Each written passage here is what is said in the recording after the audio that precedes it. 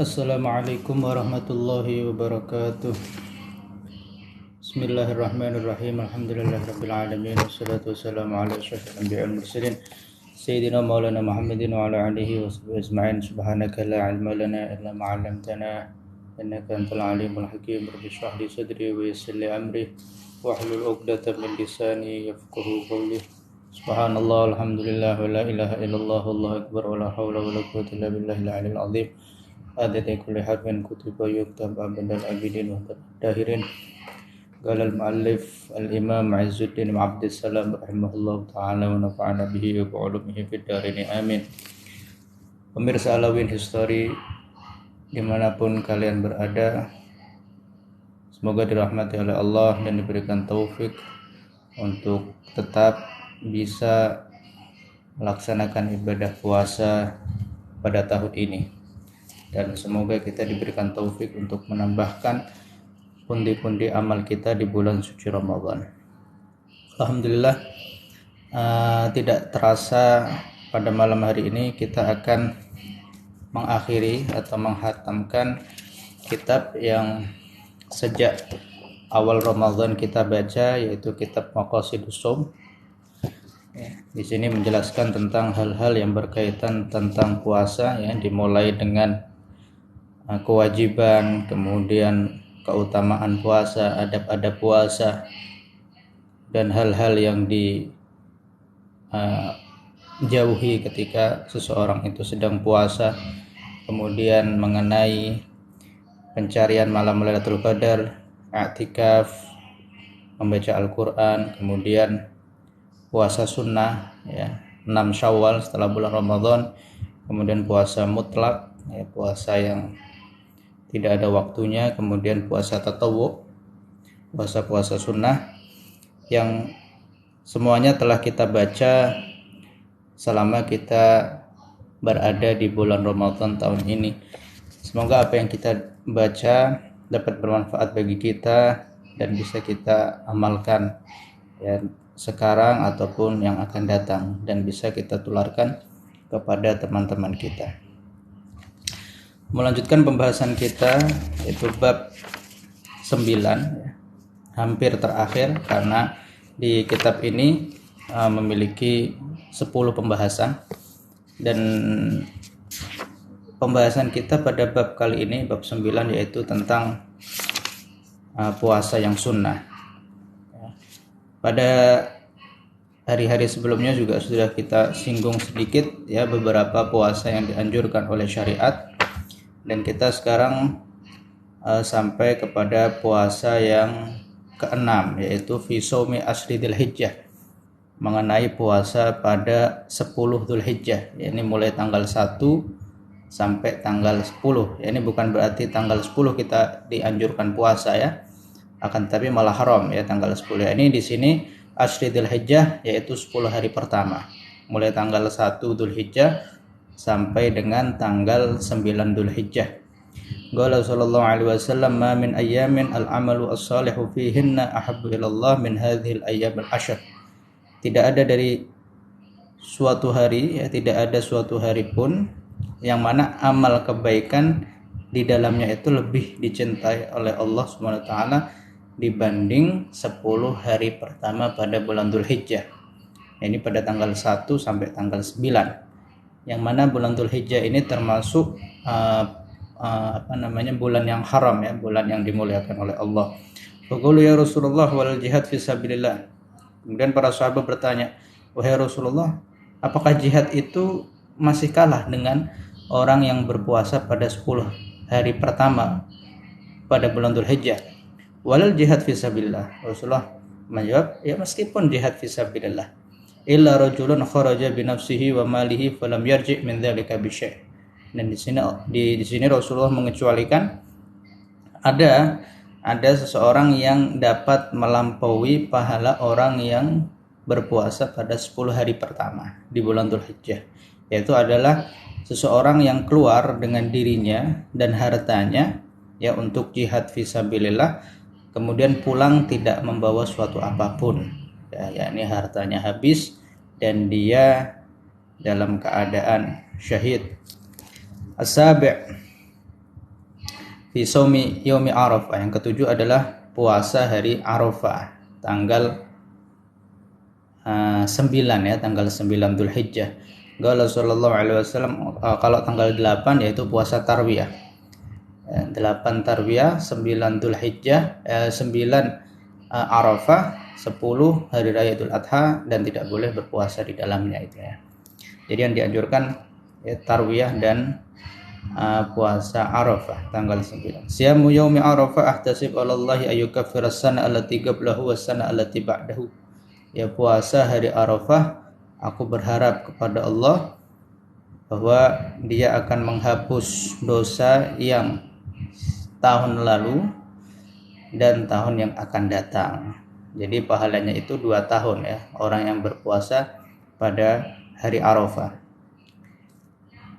Jadi Arafah ini jika ditanya mana yang lebih afdal ya, puasa di hari Arafah atau di hari Asyura tanggal 10 Muharram, ya jawabannya adalah lebih afdal puasa hari Arafah, karena Arafah ini adalah puasa yang menjadi keistimewaan atau khususiyah bagi umat Nabi Muhammad.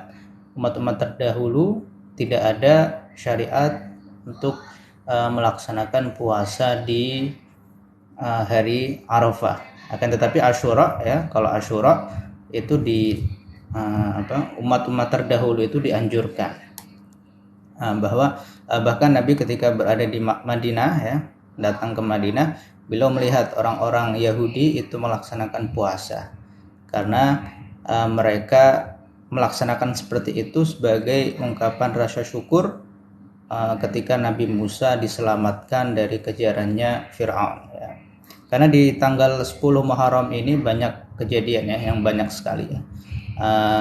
10 Asyura ya, di antaranya misalkan Nabi Nuh ya, ketika kapalnya itu dapat mendarat ya dengan selamat, bukan mendarat ya, kalau kapal ini ya, istilahnya dapat mengapung dengan sempurna, yaitu tanggal 10 Muharram. Kemudian berlabuh pada 10 Muharram. Kemudian Nabi Ibrahim diselamatkan dari api Namrud tanggal 10 Muharram. Nabi Musa diselamatkan dari kejaran Fir'aun juga pada tanggal 10 Muharram. Dan oleh karena itu mereka melaksanakan puasa sebagai ungkapan rasa syukur kepada Allah Subhanahu wa taala. Dan ketika Nabi melihat orang-orang ya Yahudi melaksanakan puasa, beliau mengatakan kepada para sahabat, nahnu ahaqqu bi Musa minkum ya, minhum, nahnu ahaqqu bi Musa minhum, kita ini lebih berhak ya daripada mereka ya, untuk melaksanakan puasa. Akan tetapi karena keghirahan Nabi Muhammad ya, kecemburuan kepada syariat yang benar ya, karena Bani Israel ya ketika mereka melaksanakan ajaran Nabi Musa ya benar, akan tetapi setelah itu ada penyimpangan. Oleh karena itu Nabi Muhammad tidak ingin ya menyamai mereka dengan penyimpangan tersebut ya, yang tidak sesuai dengan Nabi Musa. Oleh karena itu beliau selain berpuasa di tanggal 10 Asyura, beliau menambahkan puasa juga di tanggal 9 atau di tanggal 11-nya. Jadi agar apa yang dilakukan oleh umatnya Nabi Muhammad itu berbeda dengan apa yang dilakukan oleh orang-orang yang menyimpang, yang diantaranya adalah kaum Bani Israel yang tidak melaksanakan ajaran yang benar sesuai apa yang disampaikan oleh Nabi Musa ataupun Nabi Isa atau nabi-nabi yang lain. Karena banyak ya nabi-nabi di kalangan Bani Israel itu sangat banyak sekali. Dari kalangan nabi ataupun dari kalangan rasul. Wal aula liman kana hajjan bi Arafah an yuftir. Dan lebih baik, lebih utama bagi orang yang berhaji ya di Arafah untuk berbuka, yakni tidak melaksanakan puasa ya. Jadi kesunahan melakukan puasa Arafah itu lebih afdol dilakukan bagi orang yang tidak berhaji. Nah, jadi kalau orang berhaji ya tidak dianjurkan untuk berpuasa di bulan Arafah. Karena apa? Li'anna fadilata du'a Arafah yafut wasum la yafut. Nah, takutnya ketika orang itu ya, ketika berhaji kemudian melaksanakan puasa, membuat dia lemah.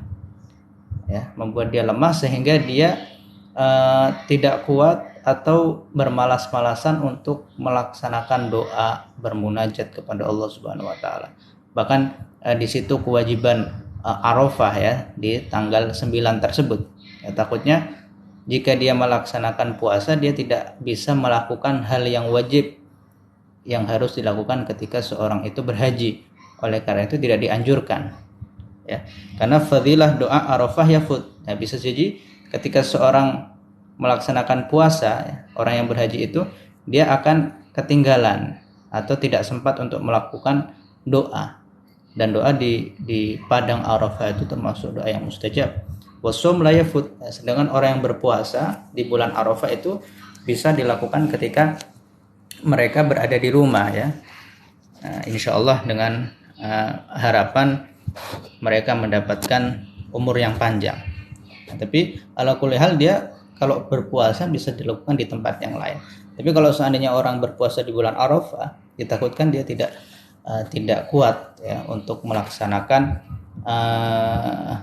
kegiatan atau ibadah-ibadah yang dianjurkan ketika seorang itu berhaji. Wa qalat Lubabah bintu Al-Harits radhiyallahu anha, "Innana santamaru indaha yaum Arafah fi sumi Rasulillah." Berkata sahabiyah perempuan, sahabat perempuan Lubabah bintul Harits radhiyallahu anha, "Innana san," sesungguhnya orang-orang, tamarau ikhtalafu, yakni tamarau itu artinya mereka bersilang pendapat ketika berada pada hari Arafah. Apakah Rasulullah ini sedang berpuasa atau tidak di bulan Arafah, di hari Arafah? Faqala ba'dhum huwa sha'im. Ya, Nabi Muhammad berpuasa.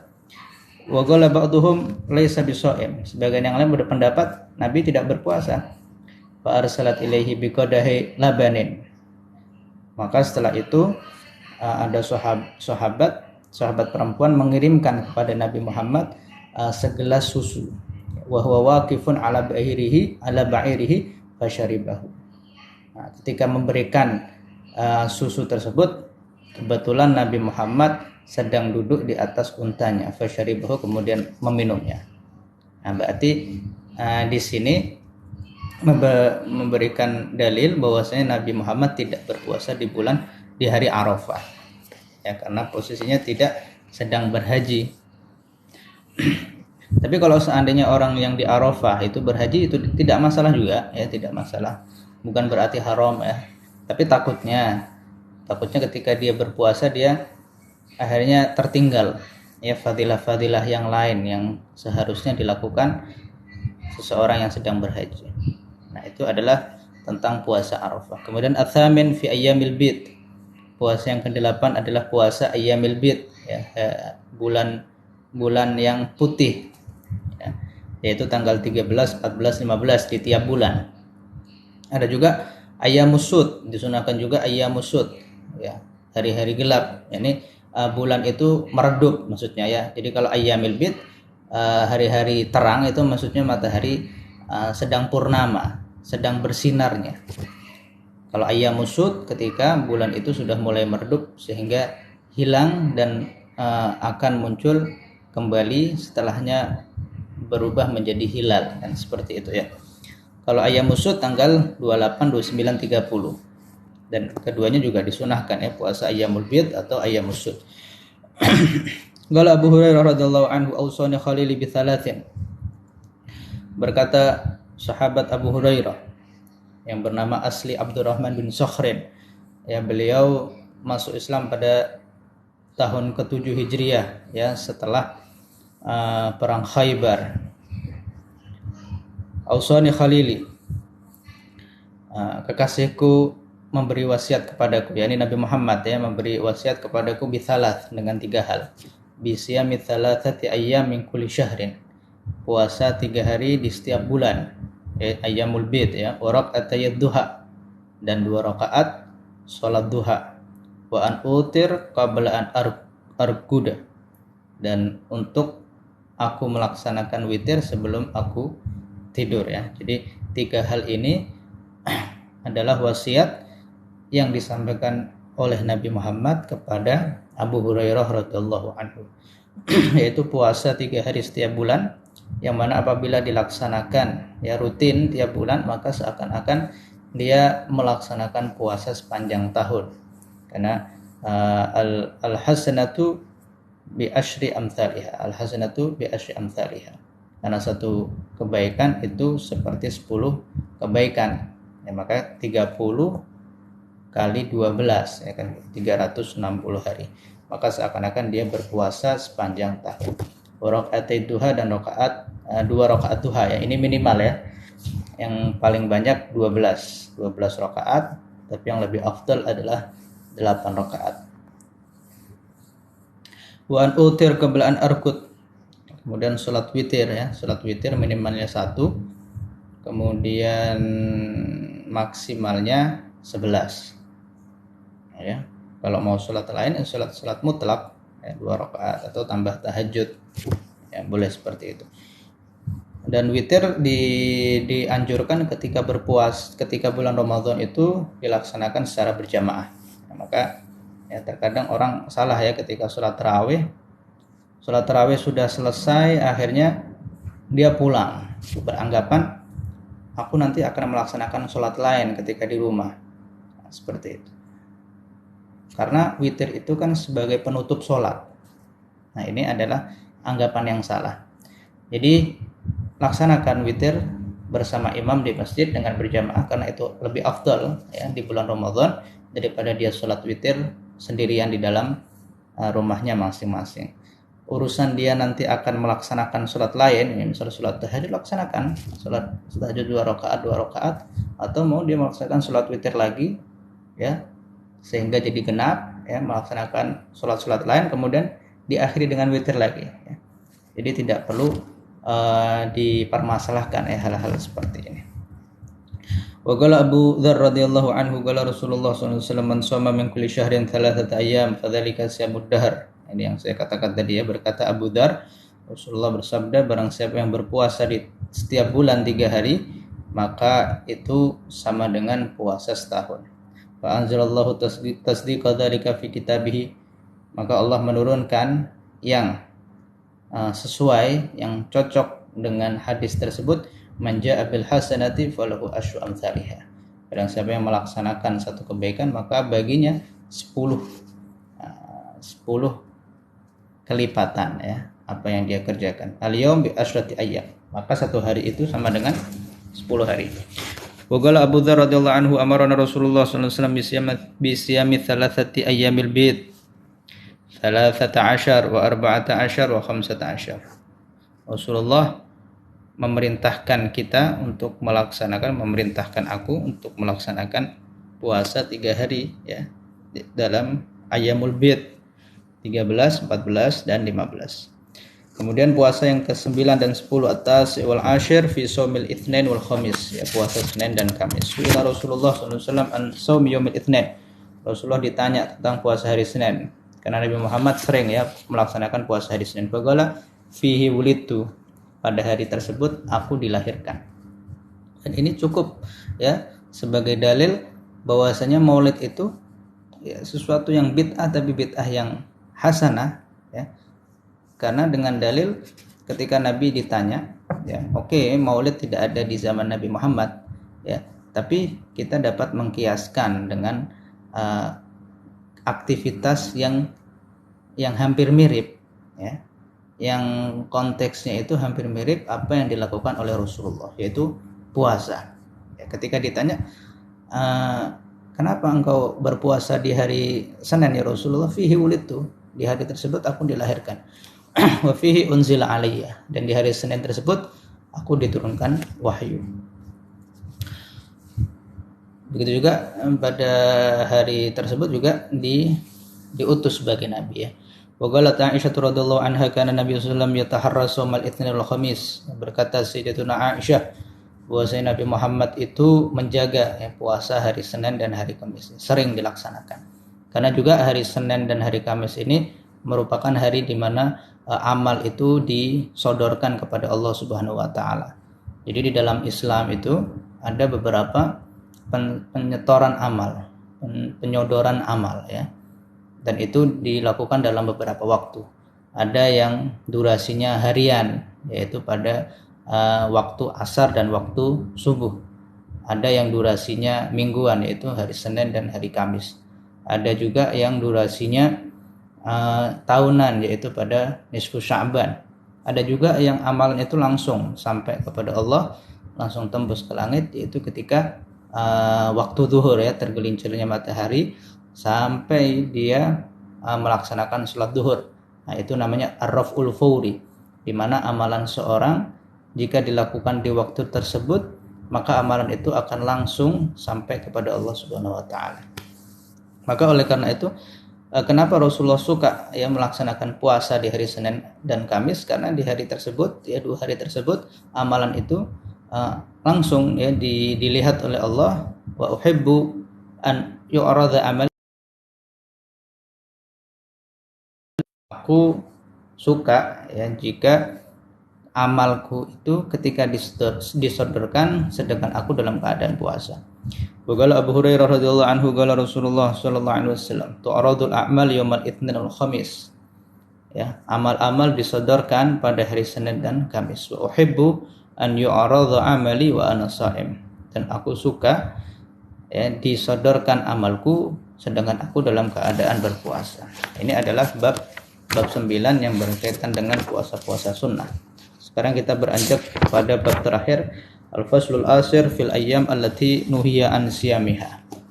Itu tentang hari-hari yang dilarang untuk berpuasa pada hari-hari tersebut. Wahya anwa, ada beberapa hari, ada beberapa macam. Al-awwalu as-shaum ba'da intisaf Sya'ban. Ya, puasa setelah separuh bulan yang kedua, 15 ke atas, 16 ke atas.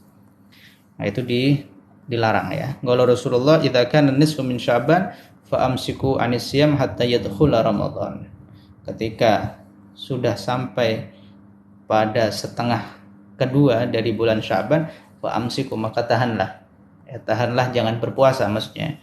Bukan tahanlah untuk berpuasa, tapi tahanlah untuk tidak berpuasa. Hatta yadkhula Ramadan, sampai masuk bulan Ramadan. Akan tetapi di sini ada pengecualian ya.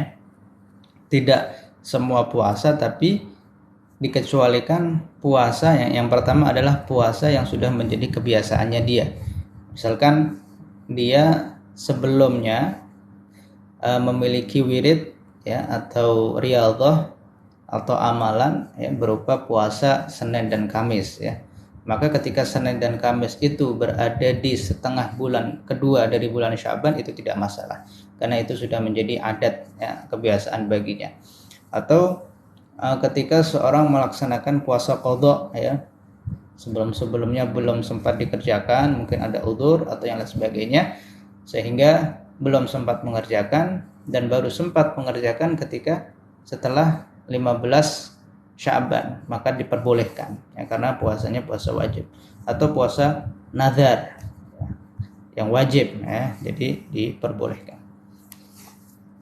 Atsani istiqbalu Ramadan biyaumin atau misalkan orang yang tidak melaksanakan ya, tadi nggak ada wiridnya, misal nggak ada wirid Senin Kemis atau nggak ada wirid puasa Daud, sehari puasa sehari tidak, atau tidak melaksanakan puasa qadha.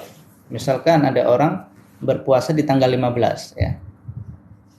Jadi boleh dia berpuasa tapi asalkan sehari sebelumnya dia sudah berpuasa. Tanggal 15 sudah puasa, maka setelahnya boleh puasa 15, 16, 17. Tapi kalau satu hari kosong dia nggak berpuasa, setelahnya nggak boleh berpuasa. Misal 15 berpuasa, 16 puasa, 17 puasa, 18 tidak puasa, setelahnya nggak boleh berpuasa. Karena sebelumnya itu bukan menjadi adat ya, kebiasaan baginya. Berbeda dengan puasa Senin Kamis atau puasa Daud ya, atau puasa qadha.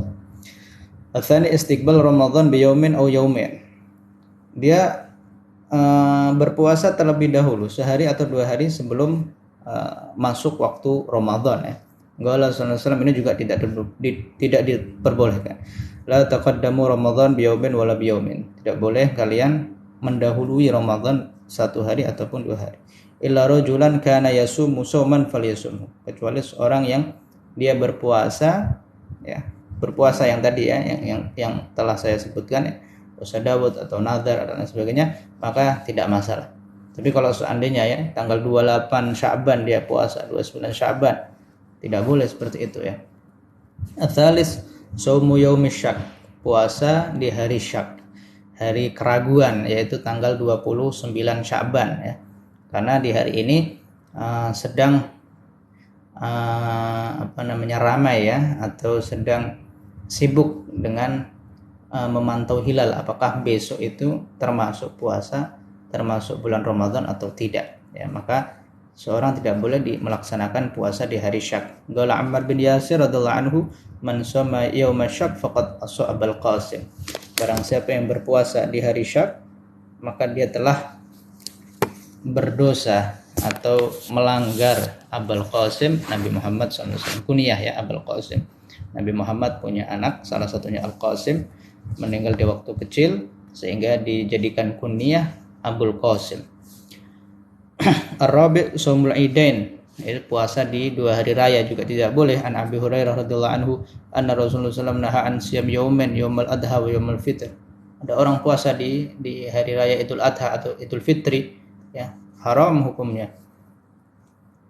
Di hari-hari biasa kemana kok mau puasanya di hari di mana dilarang ya. Kadang orang aneh ya seperti itu ya. Jadi naha an siyam yauman, yaumul adha wa yaumul fitri, haram melaksanakan puasa. Haram dan tidak sah. Dia berdosa dan puasanya juga tidak sah. Wa qala Umar bin Khattab radhiyallahu anhu, hadzani yaumani naha Rasulullah an siyamihima. Ya, ada 2 hari, ini adalah 2 hari di mana Rasulullah melarang untuk melaksanakan puasa. Yaumu fitrikum min siyamikum, hari di mana kalian telah berbuka dari puasa kalian. Kalian telah selesai dari puasa-puasa kalian. Wal yaumul akhar ya'kuluna fihi min nuskikum, dan hari yang lain di mana kalian memakan di dalamnya kegiatan ibadah di bulan Dzulhijjah ya, karena di bulan Dzulhijjah itu kan disunahkan orang itu berkorban ya, hari raya umat Islam melaksanakan korban. Oleh karena itu dilarang untuk melaksanakan puasa. Al-Khamis ayyamut tasyrik ya. Kadang sering kita mendengar ya atau melihat komentar umat muslim di hari raya Idul Adha melakukan pembantaian kepada binatang-binatang ya, kambing, unta dan sebagainya. Kita katakan ya, ada juga beberapa orang yang malah tiap hari melakukan pembantaian ayam, itu juga sama pembantaian, menyembelih binatang. Bedanya malah lebih kejam, mereka dilaksanakan tiap hari ya, membantai ayam, sedangkan kita hanya setahun sekali kan, seperti itu ya. Jadi argumen yang tidak kuat. Al-Khamis ayyamut tasyrik ya, kemudian juga diharamkan puasa di hari tasyrik. Kalau ayyamut tasyrik ayyamu aklin wa syurbin wa dzikrillahi ta'ala. Hari tasyrik adalah hari makan, minum dan zikir kepada Allah. Yani hari perayaan, yani pesta umat muslim. Jadi dilarang seseorang untuk melaksanakan puasa. Haram dan enggak sah ya, haram dan enggak sah. As-sadis shaum yaumil jum'ah munfaridan. Nah, yang keenam juga tidak boleh puasa hari Jumat munfaridan. Kalau dilaksanakan sengaja hanya di hari Jumat saja, nah itu tidak boleh. Qala la yasumu ahadukum yaumal jumu'ah illa an yasuma qablahu aw yasuma ba'dahu. Seseorang tidak melaksanakan sholat Jumat ya, jangan melaksanakan sholat Jumat kecuali dia sebelumnya sudah berpuasa atau setelahnya akan berpuasa. Jadi Kamis dan Jumat atau Jumat dan Sabtu. Jadi tidak boleh seseorang itu melaksanakan puasa hanya di hari Jumat saja. Itu tidak boleh, karena itu termasuk hari raya umat muslim dalam 1 minggu.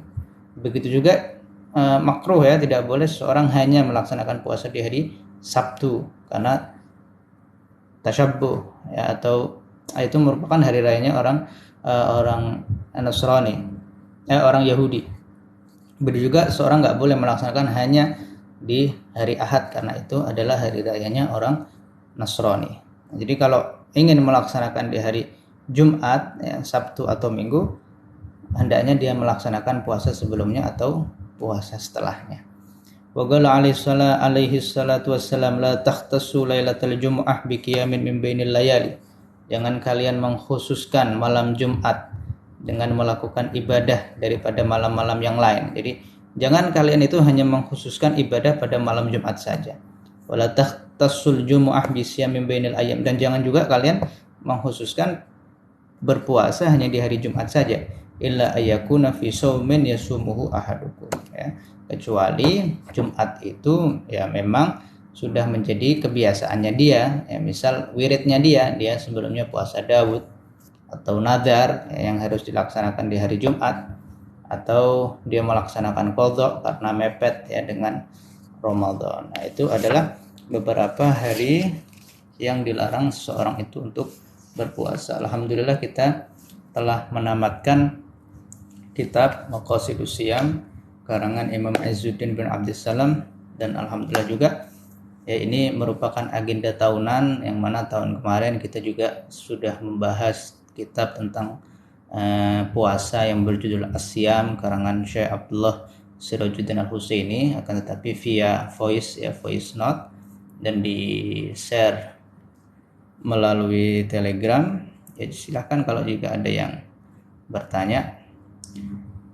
Jadi mari kita ya isi Ramadan kita dengan ibadah, dengan pembacaan kitab, ya, membekali kita dengan ilmu agama. Yang ingin bertanya silahkan kami beri waktu mungkin 3 menit ya, 3 menit saja. Jika tidak nanti kita akhiri, dan insya Allah akan bertemu lagi di tahun depan jika umur kita panjang tentunya dalam ketaatan Allah Subhanahu wa taala. Dan mungkin nanti kita akan mungkin saja ada kajian mingguan ya yang berkaitan dengan kehidupan sehari-hari atau berkaitan dengan fikih. Itu nanti mungkin kita diskusikan ya dengan tim ya. Silahkan jika ada yang ditanyakan. Dan bagi yang tertinggal live kita itu semuanya terupload di YouTube ya, di YouTube Alawin History. Jika ingin mendapatkan faedah-faedah tentang puasa, mendapatkan Lailatul Qadar. Ya, Lailatul Qadar itu alhamdulillah kita sekarang sudah di penghujung ya, 10 hari kedua, dan sebentar lagi kita akan memasuki 10 hari ketiga. Sebenarnya pembahasan Lailatul Qadar sangat panjang ya, membutuhkan waktu tersendiri, tapi saya jawab secara singkat. Ulama banyak berbeda pendapat ya, tapi kebanyakan ya mayoritas ulama itu berpendapat bahwasanya malam Lailatul Qadar itu hanya ada di bulan Ramadan. Ya, karena ada juga ya ulama yang berpendapat di selain bulan Ramadan pun ada Lailatul Qadar. Kemudian mengerucut kembali pendapat-pendapat tersebut ya. Ada yang berpendapat pada 17 Ramadan, kemudian bisa saja di awal Ramadan, kemudian di pertengahan Ramadan, kemudian di 10 hari terakhir Ramadan, kemudian mengerucut lagi sehingga di hari-hari yang ganjil yang mulai tanggal 21 sampai 29, hingga ada yang hadis juga yang mengatakan Lailatul Qadar berada di tanggal 27 Ramadan. Nah, tetapi ya ulama di sini dengan mendapatkan beberapa riwayat mengenai Lailatul Qadar, tidak mungkin ucapan Nabi itu saling kontradiksi antara satu riwayat dengan riwayat yang lain. Oleh karena itu ulama mencoba mengumpulkan atau menjamak antara beberapa riwayat tersebut, sehingga mereka menyimpulkan bahwa Lailatul Qadar dari tahun ke tahun itu mutanakilah, yang berpindah-pindah. Ya, makanya ada riwayat yang mengatakan Lailatul Qadar ada di tanggal 21, ada yang di tanggal 27 ya. Kemudian ada juga di 7 hari terakhir, nah seperti itu ya. Tapi yang terpenting sebagai seorang mukmin yang cerdas, sebagaimana kalau kita seandainya diberikan ya hadiah, ya misalkan 10 kotak atau 30 kotak, dan di situ diberikan kepada dia, hadiah itu diberikan kepada seorang, tentunya kita akan membuka semuanya kan gitu, membuka semuanya, semua kotak, tidak mungkin hanya satu kotak. Atau misalkan seseorang mendapatkan pengumuman atau mendengar sayembara dari seseorang bahwa orang yang mendapatkan ya mobil tertentu akan mendapatkan hadiah dari orang yang membuat sayembara tersebut dengan hadiah yang banyak. Dan ternyata mobil itu kan sangat banyak sekali kan gitu. Tapi karena dia menginginkan hadiah tersebut, dia rela untuk mencari mobil yang sangat banyak tersebut ya, yang sesuai dengan kriteria yang disyaratkan oleh pelaksana sayembara. Begitu juga seorang mukmin ya, ketika sudah diberitahu oleh Allah Subhanahu wa taala.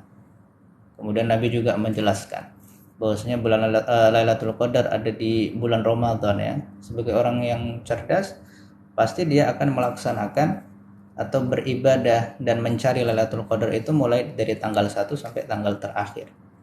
Nah, akan tetapi ya di sini ulama memberikan tips ya. Jadi minimal dia 100% dia akan mendapatkan Lailatul Qadar apabila dia melaksanakan sholat isya berjamaah dan sholat subuh berjamaah dan sholat tarawih, tambah sholat tarawih saja ya. Jadi ketika seorang mulai dari tanggal pertama Ramadan sampai akhir Ramadan dia melaksanakan sholat isya berjamaah, kemudian sholat tarawih, kemudian sholat subuh berjamaah, pasti dia akan melaksanakan dia mendapatkan Lailatul Qadar ya, persentasenya 100%. Karena apa? Nabi Muhammad SAW bersabda, man shallal isya fi jamaah faka'annama qama nisfal lail. Barang siapa yang melaksanakan sholat isya berjamaah, maka dia seperti orang yang beribadah setengah malam. Wa man shalla subha fi jamaah faka'annama shallal laila kullahu. Dan barang siapa yang melaksanakan sholat subuh berjamaah, maka dia dianggap seperti orang yang melaksanakan ibadah semalam suntuk. Dan malam Lailatul Qadar hanya terjadi di malam hari ya. Maka minimal seseorang itu bisa mendapatkan ya Lailatul Qadar ketika dia melaksanakan sholat isya berjamaah dan sholat subuh berjamaah. Dan itu ya mungkin karena kalau jika kita baru mendengar kali ini ya mungkin kita bisa lakukan mulai malam ini atau mulai dari besok ya. Jadi kita minimal melaksanakan sholat isya jamaah, sholat subuh berjamaah. Dan untuk mendapatkan Lailatul Qadar tidak hanya dengan ibadah ya, bisa kita dengan bersedekah, silaturahim ya, memberikan manfaat kepada orang lain. Nah, jadi keutamaan tersebut tidak didapat hanya dengan ibadah saja ya, bisa dengan amalan-amalan lain ya. Maka misal orang bersedekah 10.000 ya, tiap malam misalkan, ternyata bertepatan dengan Lailatul Qadar, maka pahalanya 10.000 kali 1.000 bulan kan, seperti itu, dan sangat banyak sekali. Nah, jadi ibadah di sini tidak terbatas hanya dengan sholat ya, tapi bisa dengan membaca Al-Quran, sedekah dan lain sebagainya. Nah, mungkin itu sedikit ya jawaban tentang Lailatul Qadar. Insyaallah kajian Lailatul Qadar akan kita bahas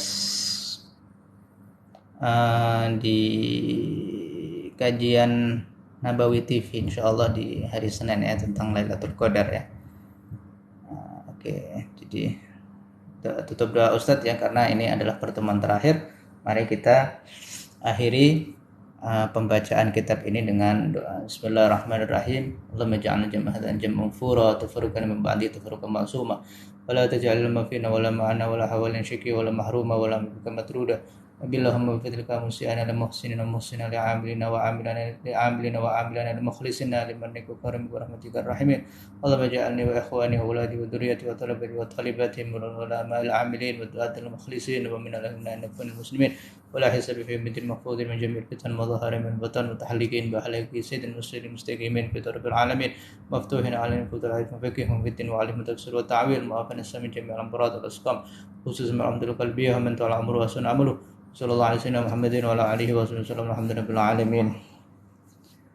Itu saja yang dapat saya sampaikan. Semoga apa yang kita dapatkan yang berupa ilmu bisa bermanfaat bagi kita semua. Wabillahi taufiq wal hidayah. Assalamualaikum warahmatullahi wabarakatuh.